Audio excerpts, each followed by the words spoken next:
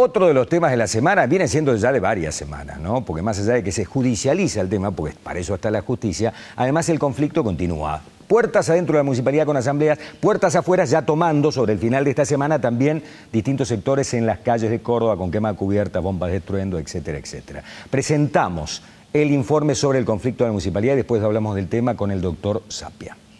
Al tiempo que el SUOEM negó la autoría del escrache Mestre, con un cartel donde se informan sus datos personales, organizó una nueva asamblea general para marcarle al intendente la agenda de conflictos que se avecinan en la ciudad. Rubén Daniele dijo que sonará el escarmiento y que Mestre pagará caro la publicación que hoy los pone en aprietos con los vecinos.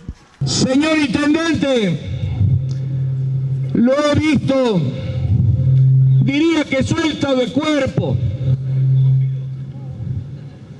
diría que casi con una sonrisa burlona. Me hace acordar cuando arrancamos con una gallito provocador. Le prometo, señor intendente, se lo prometo y lo juro acá, en unos meses se le va a borrar la sonrisa y se va a cagar como se ha cagado otras veces, pidiendo que vayan a solucionar los problemas que van a haber en esta ciudad. Estos hijos de puta están haciendo esto. ¿Quién puede hacer una cosa como esta si no es un malnacido de mierda? Que no le interesan sus empleados, que nos larga a la calle, que nuestros datos pueden ser usados por cualquiera. Te repito, Mestre, esto no va a quedar así. Te la vamos a hacer que la pagues, carajo. Pero no se metan con nuestra vida personal, no se metan con nuestros sueldos, con nuestras vidas personales, con nuestros nombres, con nuestros documentos, porque la van a pagar caro, carajo. La promesa que le hice al intendente, la vamos a cumplir. En 2 o 3 meses, esta ciudad va a ser un quilombo. Se los aseguro, compañeros.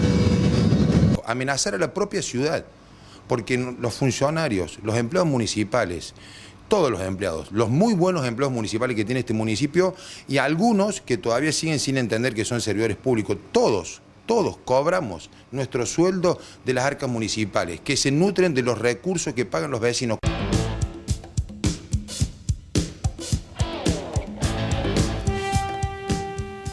Es como el cuento de la buena pipa, este es un tema de nunca acabar también, ¿eh? Nunca termina, cada vez que hay un conflicto parece que nunca termina y termina siendo crónico en la Municipalidad de Córdoba. Está con nosotros el doctor Jorge Sapia, destacado abogado laboralista de nuestro medio. ¿Cómo te va, Jorge? ¿Qué tal? Un gusto. ¿Qué tal, Beto? Mucho ¿Cómo gusto. andás? ¿Bien? Bien, bien, gracias. Bueno, me alegro. Tu visión con respecto a este tema desde tu experiencia. Bueno, este tema yo creo que debe analizarse desde 2 puntos de vista. Uno, hay una ordenanza cuyo número no tengo presente, que establece la obligación de la municipalidad de dar a conocer estos elementos que se han dado a conocer ahora, con el título de transparencia, y que ordena que la municipalidad tiene que dar a conocer la nómina, se dice en la ordenanza. Nómina, que viene de nomen, ¿no? de lista de nombres. Nombre, claro. Viene del latín nomen, nombres, tienen que dar a conocer los nombres de los empleados, el cargo que tienen y la asignación salarial que les corresponde. Entonces, la primera cosa que yo digo es, hay una ordenanza vigente, no hay otra salida, otra posibilidad que no sea cumplir la ordenanza. Esto me parece elemental. Si el gremio dice de que hay otro artículo de la misma ordenanza que se contrapone a este. Muy bien. Sí, suelen hacer esta cosa nuestros concejales, nuestros legisladores, de poner 2 artículos en la misma ley o en la misma ordenanza, ¿no? No, pero además la interpretación de las normas jurídicas siempre admite distintas interpretaciones. Y los que ponen el quietus, para seguir con los latinazgos, los que ponen el quietus en las distintas interpretaciones son los jueces. De modo que si hay una duda sobre la interpretación de una norma, lo que corresponde es someterla al arbitrio judicial que defina cuál es la correcta interpretación. Es decir, y tenemos nosotros en nuestro orden jurídico que la interpretación auténtica de una norma es la que se emite desde los tribunales superiores. En la provincia, el Tribunal Superior de Justicia, y a nivel nacional la Corte Suprema de Justicia. Entonces, si hay una norma, hay que cumplirla.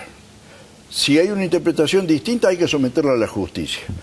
Y mientras esa norma esté vigente, se cumple o se somete a la justicia, no hay otra posibilidad.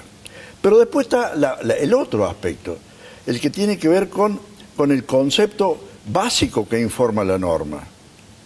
Es decir, yo a la norma la tengo que cumplir, no tengo otra alternativa, pero puedo decir, esta norma es injusta, esta norma no corresponde, esta norma hay que cambiarla, porque el concepto que informa la norma no es el que corresponde.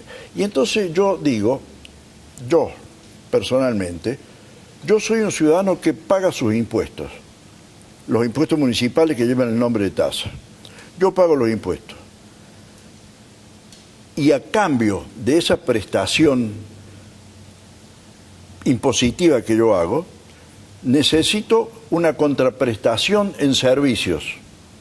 Esos servicios están a cargo de servidores públicos. Yo tengo todo el derecho del mundo a saber quiénes son los servidores públicos, qué hacen, qué cargo tienen, cómo se llaman y cuánto ganan por hacer lo que deben hacer si es que lo hacen.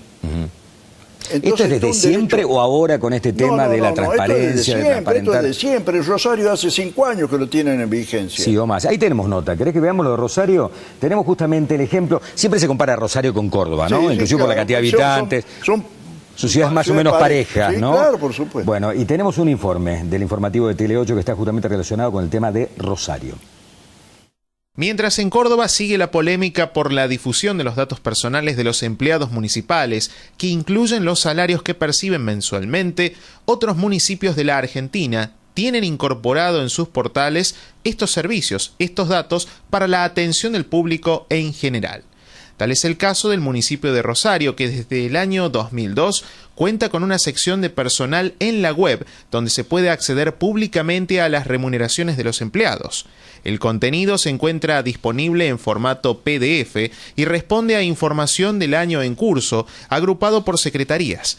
Todo esto por disposición de la ordenanza número 7303, que determina de carácter público el listado de personal con el detalle de sus remuneraciones, incluso hasta la cantidad de horas extras trabajadas. Tiene muchos más datos este padrón, digamos, de pública, porque dice el sueldo bruto, el sueldo neto con algunos aportes, el sueldo de bolsillo. O sea, hay 3 ítems, 3 columnas donde salen los sueldos. Inclusive si percibe o hace horas extras, también figuran. Y en caso de que haya ingresado por concurso a la administración, también figura el número de concurso, expediente y toda la historia. No, yo te quiero decir, Beto, que hay un derecho de los ciudadanos contribuyentes a conocer. No hay ningún impedimento, ni constitucional de ninguna índole, que le coarte al ciudadano contribuyente su derecho a saber quiénes son, cómo son, qué ganan los servidores públicos a cuyo sostenimiento acude aquel que paga sus impuestos. Este es un tema. Entonces me parece que lo que ha hecho la municipalidad es absolutamente lógico, es absolutamente natural y me parece que está en línea con este derecho de carácter general. Por allí se invoca que hay una invasión a la intimidad. No hay ninguna invasión a la intimidad si se publican nombres, sueldos y DNI. ¿Dónde está la delgada línea roja? Porque interpreta Daniel que estos son datos privados, ¿no? Se da, suponiendo, admitiendo que hubiere un derecho a la intimidad, a que no se sepa quién soy yo ni qué DNI tengo, es un derecho individual. Ese derecho individual debe ceder ante el derecho general, que es el de la sociedad en su conjunto, la sociedad contribuyente, que tiene derecho a saber quién hace o deja de hacer y cómo lo hace y cuánto gana por hacerlo, en su condición de servidor público.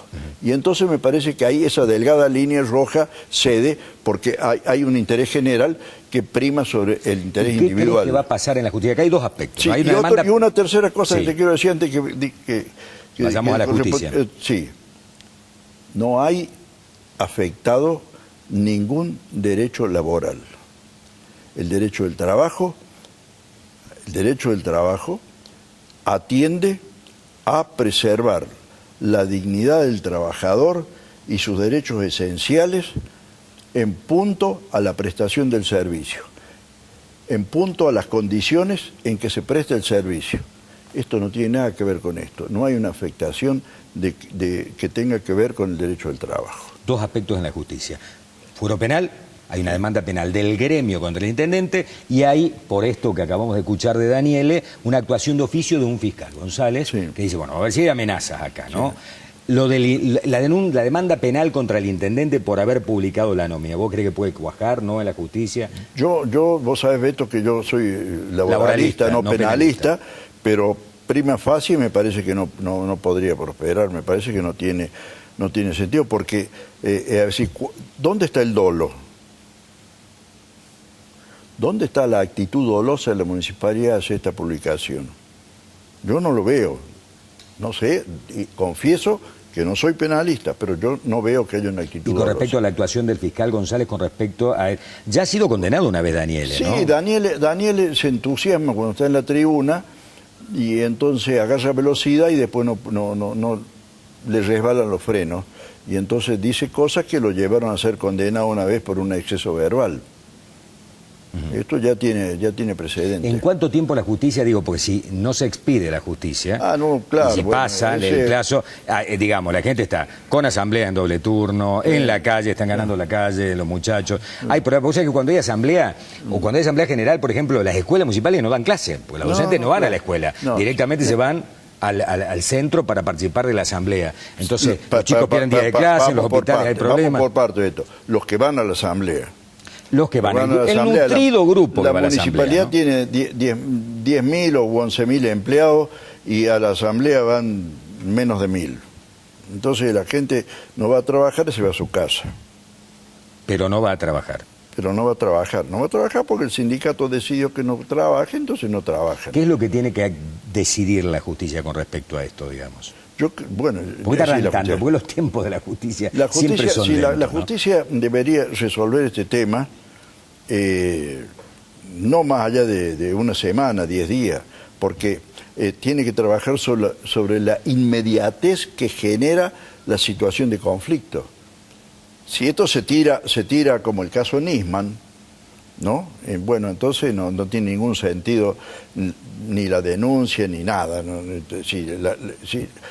Ya lo dijo un famoso y prestigioso jurista uruguayo, Couture, dijo que la justicia lenta no es justicia.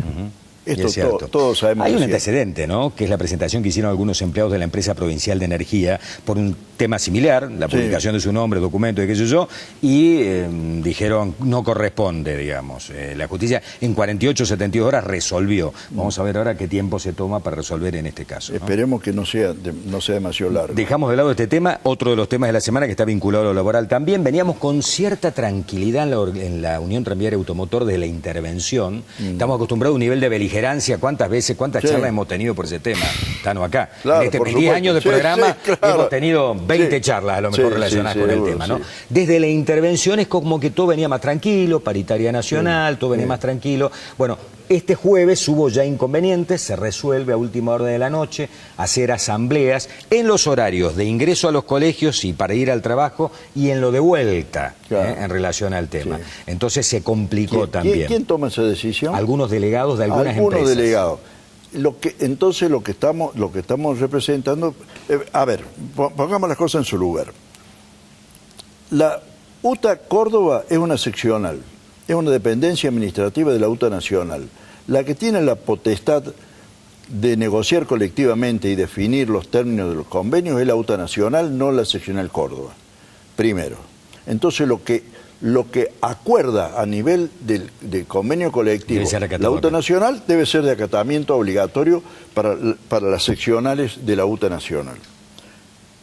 Segundo, la UTA Córdoba ni siquiera tiene la menguada autonomía de una seccional porque está intervenida. Entonces hay un empleado, un funcionario de la UTA Nacional que dirige la UTA Córdoba. En consecuencia, carece absoluto de potestad para tomar ningún tipo de esta medida.